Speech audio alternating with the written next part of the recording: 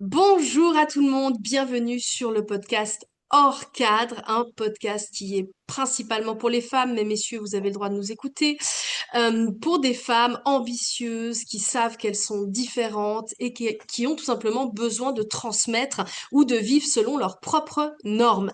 Et d'ailleurs, ce n'est pas pour rien qu'aujourd'hui, j'accueille Alima où nous allons parler de la version féminine d'être hors norme. Peux-tu déjà te présenter, Alima? Bonjour Sarah, merci déjà pour l'invitation. Alors moi je suis Alima Pro, j'ai 42 ans, je suis mentor business, je suis la pionnière du business libre, vibrant et jouissif. Je permets aux entrepreneurs vraiment de briser leur plafond de verre pour créer un business aligné qui vraiment répond à qui elles sont et qui leur permet, moi je vis vraiment le business comme une œuvre d'art qui leur permet vraiment de créer en fonction de clairement ce qui fait sens et ce qui vibre pour elles. C'est beau. Tu sais que je dis toujours que je peux plus utiliser le mot travail. Ça J'utilise me parle. beaucoup le terme mon, mon art, mon œuvre. Donc, Hmm. ouais, ça résonne parce que finalement, c'est clairement ça. Donc, parlons un peu de la version hors norme. Est-ce qu'on peut commencer peut-être par le fait que tu pourrais décrire ce qu'est pour toi être une femme hors norme? C'est une bonne question et je pense que finalement on est tous hors normes. On a juste essayé de nous mettre dans des cases et puis c'est humain, c'est-à-dire comme on a peur du regard des autres quand on est petite, on essaye de rentrer dans un moule, dans le conditionnement de notre famille, dans le conditionnement de la société. Et en réalité, être hors norme, pour moi, ça revient, tu vois, à notre essence, à être vraiment nous, parce que il n'y a pas deux êtres humains qui se ressemblent sur Terre. Donc, être hors norme, pour moi, c'est finalement, ouais, revenir à qui on est vraiment. Je pense que tout le monde est hors norme. Et aujourd'hui, je vis mon côté hors norme grâce au business parce que je peux tout créer. Le business, il est illimité là où effectivement le salariat me limitait. Puis voilà, moi, je suis multipotentielle, j'ai plein d'idées et je peux toutes les sortir de ma tête et vraiment les réaliser. Le côté hors norme, c'est la part de nous qui est finalement déconditionnée, tu vois. Ah, totalement. Alors, c'est vrai que bah, certains se sentent peut-être plus différents que d'autres. Ça, je pense qu'il Mm. faut quand même. Il y en a, Mhm. ils rentrent dans les moules assez naturellement. Il y en a, ils se mettent dans un moule, en effet, par peur du jugement, par habitude, pour la famille. Peu importe quel style de d'injonction externe ou interne on s'inflige. Mais c'est vrai que pour parler de ma paroisse, j'ai toujours su que j'étais bizarre. Mm. Que j'étais différente, soit j'étais trop, en fait j'ai rarement été pas assez, mais j'ai souvent été trop en vrai Mm. que pas assez, mais j'ai beaucoup de clientes qui elles sont à l'inverse, elles sont pas assez. Et il y a ce côté où que t'ailles, quoi que tu fasses en fonction de ton âge, eh bien ça va grandir, mais tu vas déranger, tu vas être vu, et en fait finalement t'essayes de rentrer dans un moule, et moi à l'inverse je n'arrive pas. Et c'est pour ça aussi que je suis Mm. sortie du salariat, c'est que même si j'excellais, tout le monde savait très bien que tu peux pas me mener par le bout du nez, c'était pas possible. D'ailleurs, pendant le Covid, je sais qu'une de mes anciennes chefs adore regarder ce que je fais, alors coucou, tu l'entendras cette fois-ci. Mais on avait eu l'interdiction de faire certains cours qui étaient pour moi les cours qui me faisaient le plus kiffer. Parce qu'il faut savoir que je suis formatrice de métier et coach aussi, avant même d'être à mon propre compte. Et je me souviens d'une de mes collègues qui me croise et qui dit, mais tu fais quoi avec les Legos, Sarah? Je fais, bah, je vais donner le cours. Elle me fait, mais on peut plus le donner. Je fais, tu crois que je vais arrêter de donner le cours que j'aime le plus? Tu rêves, je l'ai remanié et je vais kiffer. Et elle m'a regardé, elle m'a dit, tiens, on peut plus rien pour toi. Et tu vois, donc c'est très naturel chez moi de le faire. Est-ce que tu pourrais exprimer, toi, comment ça s'est manifesté dans cette matière, que ce soit à travers ton plus jeune âge ou aujourd'hui, comment toi tu vis cette hors norme? Ouais, t'as raison de rappeler, effectivement, je pense qu'il y a des gens qui sont plus hors normes que d'autres, même si je pense qu'on a tous notre côté hors norme, mais c'est vrai qu'il y a des gens qui sont plus, et ça commence dans l'enfance. Merci pour ta question. En fait, moi, quand j'étais petite, j'étais dans une famille hyper conventionnelle moi, j'adorais la peinture. Quand je dis conventionnelle, c'est conventionnel dans le sens où fallait pas sortir du cadre, il y avait beaucoup de limites, tout le monde faisait la même chose. D'ailleurs, en grandissant, tout le monde a fait le même métier, faisait les mêmes Lequel? études, donc vraiment très conventionnel. Et moi, j'étais la seule à, par exemple, avoir envie de faire de la peinture. Tu vois, il y avait personne qui était artiste dans ma famille. J'adorais peindre. Je me souviens aussi que j'adorais les animaux. Je récupérais les chats dans la rue, les chiens. Tout le monde se disait, mais pourquoi en fait elle fait ça, quoi?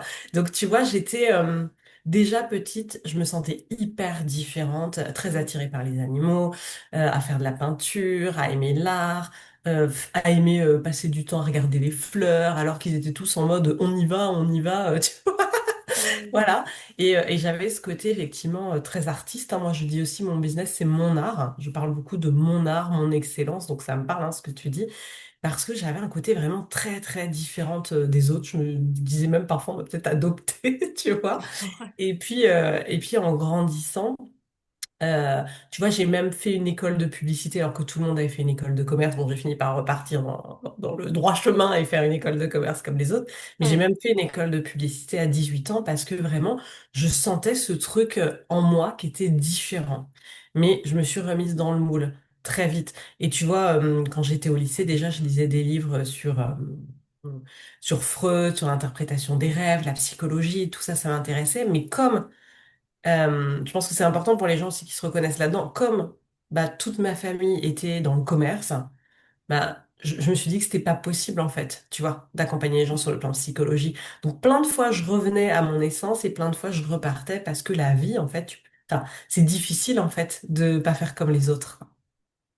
C'est vrai. Ah bah, c'est sûr que si tu décides de faire un chemin qui est totalement différent, bah il y a le risque de te sentir rejetée, d'être seule, incomprise bien évidemment. Puis après il y a tout le lot de tout le reste. Mais c'est ouais, c'est beau ce que tu as dit que bah, voilà, t'as suivi mine de rien le troupeau à un certain moment. Puis après tu t'en es extirpé parce que c'était trop pour toi. Mais j'aime bien dire aussi que c'est ok de rentrer dans un moule. Tu vois, il y a aussi des gens bah, ils sont très bien dans le salariat, ça leur convient, et puis il en faut, tu vois. Donc ça, c'est Oui, super c'est sûr, important c'est aussi. sûr. Mm, Et mm, je pense que quand on dit qu'on est différente, c'est qu'on est appelé par quelque chose de tellement grand que mm. quand on est plus jeune, je pense qu'on n'a pas les mots. Tu vois, on n'a pas les ressources pour comprendre ce qu'est en fait cette différence. Et je sais pas toi, mais mes ombres, mes versions plus difficiles sont finalement aujourd'hui ce que j'ai sublimé et que j'accompagne les gens à faire. Tu vois, bah, par exemple, j'étais passionnée de psychologie, mais moi, alors les hautes études, alors c'est pas que j'y arrivais pas, c'est que c'était juste pas un délire qui m'anime. Et finalement, bah, j'ai fait coach de vie, j'ai fait coach business Mm, officiellement dans le salariat. Donc là, je parle juste de la partie salariat. J'ai quand même réussi à être dans les RH sans faire de diplôme, de quoi que ce soit, hein. Je rêvais d'être avocate pour oraliser mon propos devant des gens. Aujourd'hui, je suis conférencière alors que je suis une ancienne bègue. Je bègue toujours et puis je m'en fous, maintenant ça va très bien. Euh, j'ai toujours voulu être sage-femme, par exemple. Ça, c'est le truc le plus fou, je crois. Je l'ai pas fait. Ma fille de 16 ans prend ce cursus. Ça, c'est assez drôle de voir ça. mm, Mais je me suis formée à la physiologie de la naissance, ce qui fait que, à côté de tout ce que tu vois là, j'accompagne mm. aussi les femmes à enfanter de manière libre et en conscience de leur physiologie. Ce qui fait que tout ce qu'on a pensé que c'était impossible, bah moi, je l'ai rendu possible à travers ce que moi, j'ai décidé de faire. Tu vois? Donc, je sais pas si ça te parle, toi, ça. Oh, mais complètement. J'ai l'impression d'avoir eu déjà ouais, 15 vies, Ouais, 40 grave. ans. Donc oui, ça me parle complètement. Cette idée de plusieurs vies, enfin moi c'est pareil, à chaque fois que j'ai voulu faire un truc, ben, en fait je l'ai fait, quoi. J'attends pas la permission, j'attends pas l'autorisation et c'est vrai que dans le salariat, ben, mes managers ils adoraient bosser avec moi pour ça parce que j'étais toujours force de proposition, j'avais des idées novatrices, j'embarquais les foules parce que j'ai ce côté visionnaire aussi en moi. Mm. Et en même temps, bah, effectivement, je me suis vite sentie. D'ailleurs, tous les 3 ans, je changeais de boîte. Tous les Idem. 3 ans. Et ben voilà. Ouais. Parfois, même c'était au bout de 18 mois, je commençais à en avoir marre et je tenais 3 ans parce qu'il fallait tenir 3 ans. Mais tous les 3 ans, je changeais de job. Et j'ai fait plein de jobs, plein de boîtes différentes.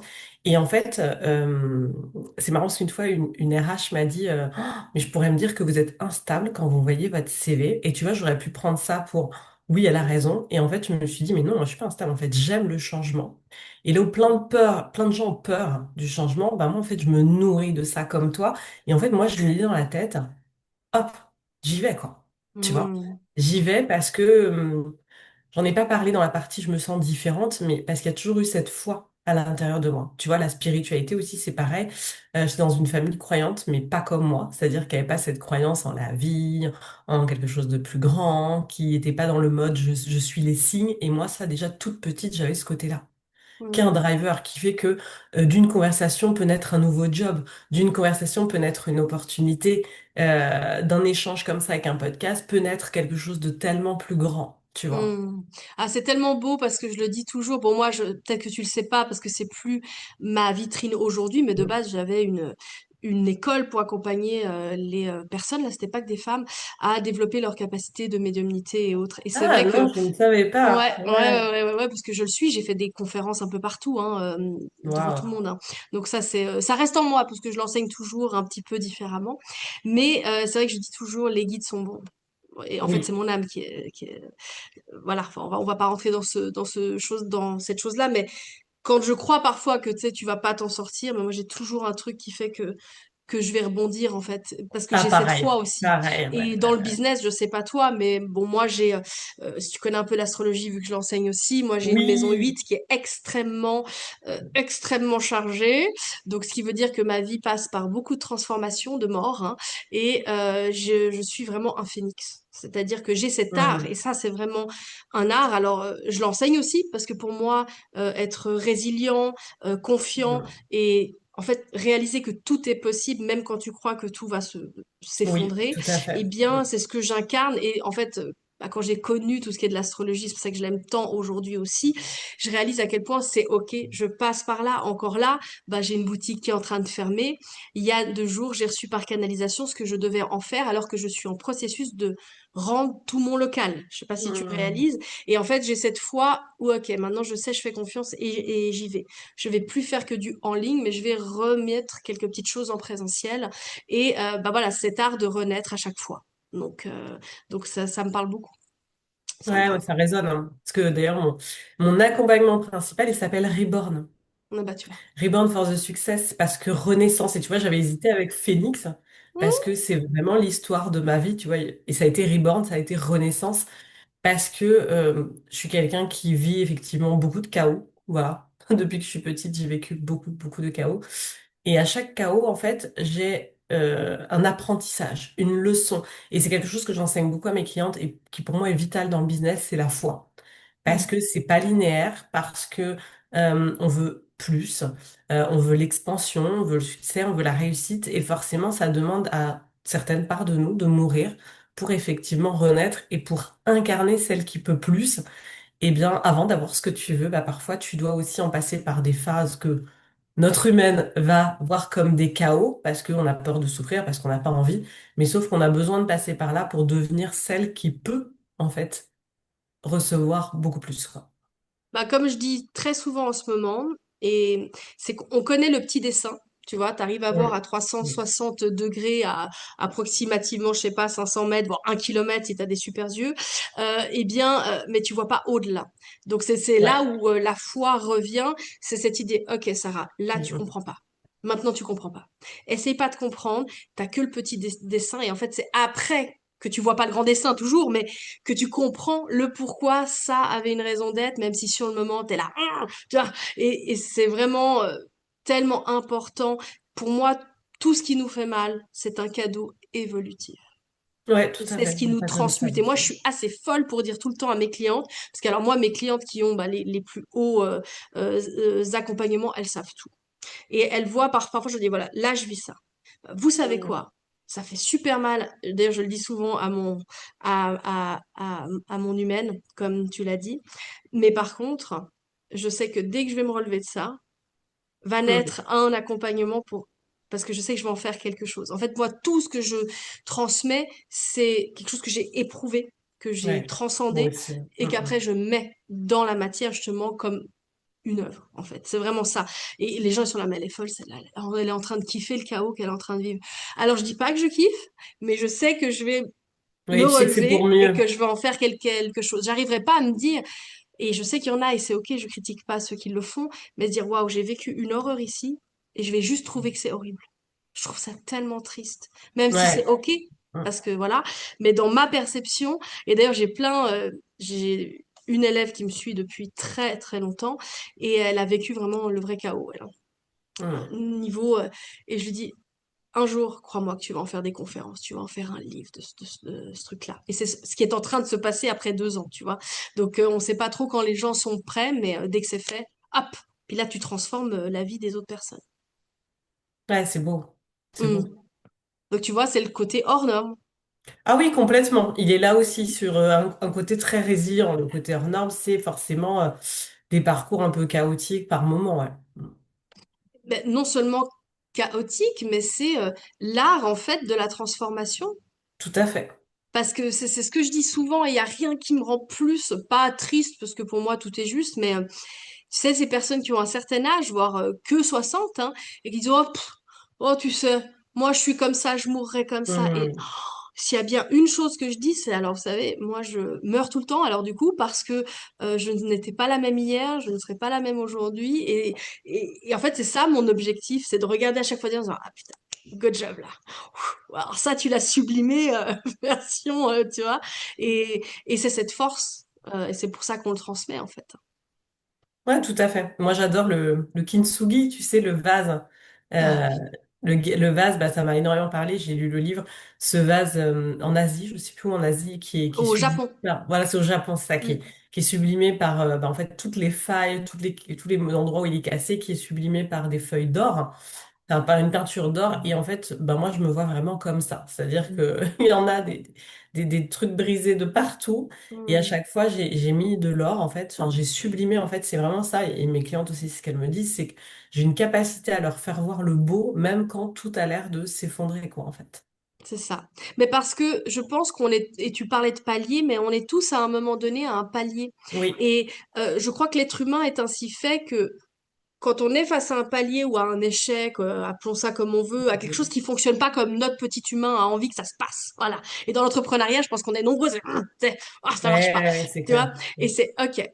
Tu peux continuer à te battre contre du vent parce que ça ne fonctionne Mm. pas, ou prendre de la distance, et d'où l'intérêt d'être accompagné. On ne peut pas faire ça tout seul non plus. Et c'est OK. Moi, j'ai des Non. mentors, toi, t'en as, je le sais aussi, Mm.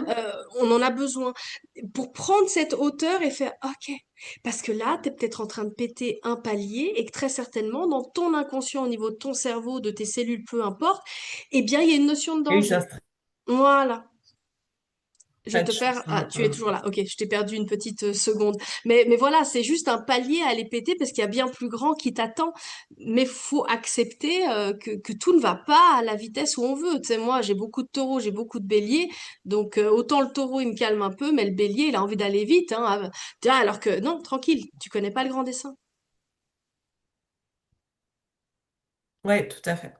Oui, et puis c'est aussi bah, d'incarner en fait sa vision et sa mission. Je trouve qu'il fait qu'à un moment donné, même si c'est inconfortable, Mm. bah, en fait, on continue à tenir bon. Euh, et puis moi, enfin, franchement, 5 ans de business, clairement, j'ai compris que il fallait carrément que je crée même des inconforts. C'est-à-dire, moi, j'en crée régulièrement parce que si c'est trop confortable, enfin, c'est que t'es pas dans ton next step en fait. Changer de norme, c'est inconfortable. Et je pense que quand on a compris ça, on a tout compris dans l'expansion, dans le business et finalement dans notre côté hors norme, quoi. Parce que forcément qu'il y a tout le temps des étapes qui vont venir te chercher sur, bah, tu veux plus, hein. Il faut que tu deviennes celle qui est capable de plus. Et donc, un leader, et un leader, c'est quelqu'un aussi qui, enfin, qui incarne son leadership dans le chaos. En fait, le leadership, c'est pas quand tout va bien et que plus les petits oiseaux, quoi. Tu Mm. vois? C'est C'est pas à ce clair. moment-là qu'on l'incarne, en fait. Ouais, c'est exactement ça. Et puis je dirais même aux gens, et je le dis toujours, c'est là où vous avez peur, là Eh où oui, c'est une il zone faut de aller. friction, là où vous sentez le ah non, non, non, non, non, moi je non, non, eh ben si, vas-y. Parce que c'est exactement là, très certainement, que Mm. sera ton next step.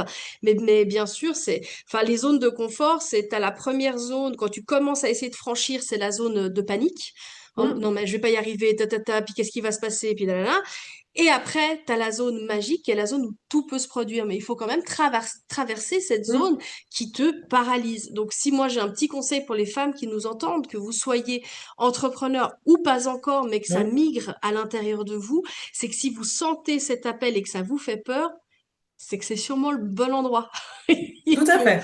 voilà. Et d'où l'importance de ne pas faire ça seul, parce que l'entrepreneuriat, c'est pas pour rien qu'en tout cas en Suisse, on appelle ça être indépendant.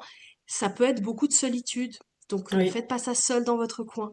Et toi d'ailleurs, est-ce que tu aurais peut-être un conseil de fin pour ces femmes hors normes qui se reconnaissent dans ce qu'on est en train d'échanger ensemble?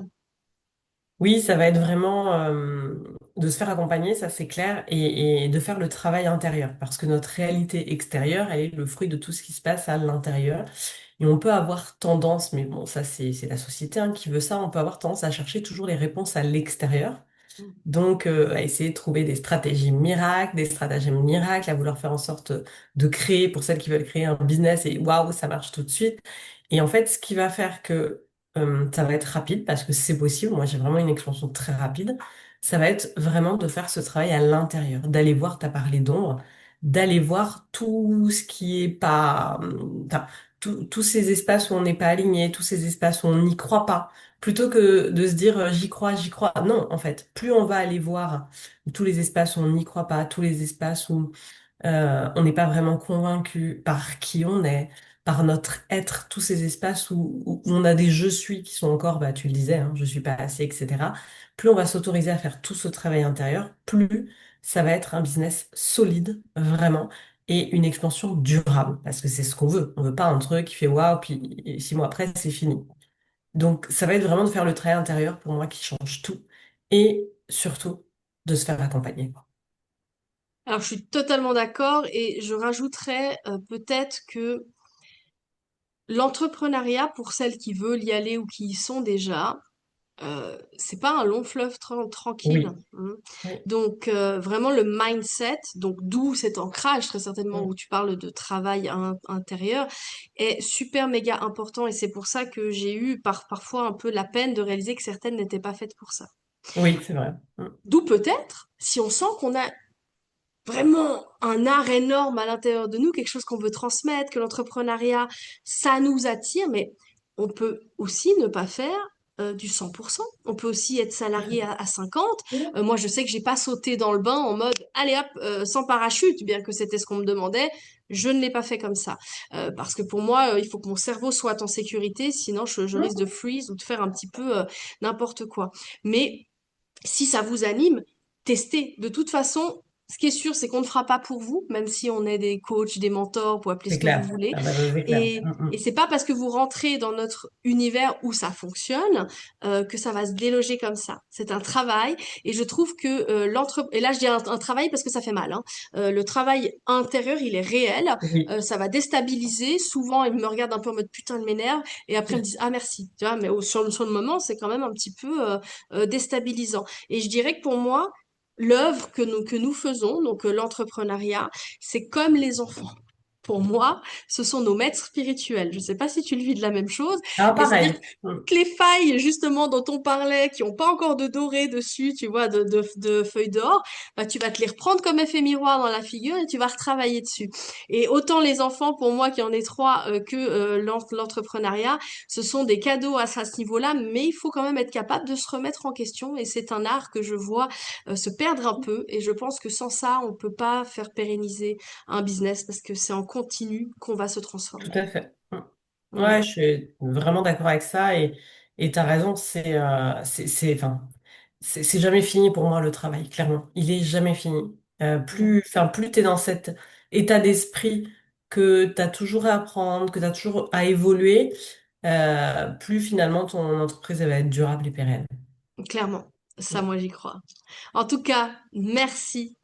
J'ai adoré. J'ai adoré ce moment. Moi C'est vrai aussi, qu'on merci beaucoup. on a peu échangé et là, c'est un moment de plaisir. Merci à vous toutes et tous de nous suivre. N'oubliez pas, partager, liker, commenter, ça compte énormément pour une petite chaîne et on se voit pour le prochain épisode de Hors Cadre. Merci.